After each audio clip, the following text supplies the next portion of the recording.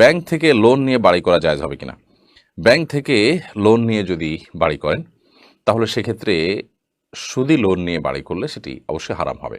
মানুষের বেঁচে থাকার জন্য মাথা গোজাবার একটা ঠাঁই থাকার দরকার আছে, কিন্তু হারাম উপার্জন করে কিংবা সুদভিত্তিক লোন নিয়ে বাড়ি করার কোনো প্রয়োজন নেই। একজন ইমানদার সুদকে সর্বতভাবে বর্জন করার চেষ্টা করবেন, সেটি যদি না করেন তাহলে তিনি গুনাহগার হবেন। অতএব শুধু লোন নিয়ে বাড়ি করা জায়েজ নয়। আপনি যদি শরিয়া ভিত্তিক লোন নিতে পারেন তাহলে তার পদ্ধতিটা এমন হতে পারে যে যিনি আপনাকে লোন দিয়েছেন তিনি আল্লাহর জন্য দিয়েছেন, সাধারণত ব্যক্তি পর্যায়ে এটা হতে পারে, অথবা যিনি লোন দিয়েছেন বা যে প্রতিষ্ঠান লোন দিয়েছে তারা আপনাকে বাণিজ্যিকভাবে লাভবান হওয়ার জন্য লোন দিয়েছেন, তাহলে সেক্ষেত্রে তারা আপনাকে আপনার নির্মাণ সামগ্রী কিনে দিবেন, তারা কিনে আপনার কাছে হস্তান্তর করবেন এবং সেক্ষেত্রে তারা অতিরিক্ত দাম ধরবেন, কিনে অতিরিক্ত দাম ধরে আপনার কাছে সেল করবেন এবং সেটা আপনি কিস্তিতে পরিশোধ করবেন। এভাবে জায়েজ হতে পারে, বাট নর্মালি এই প্র্যাকটিসটা ইসলামী ব্যাংকগুলো পর্যন্ত সঠিকভাবে করে না। যদি সঠিকভাবে করতে চায় বা করে তাহলে ইনশাআল্লাহ সেভাবে আপনি লোন নিয়ে বাড়ি করতে পারেন।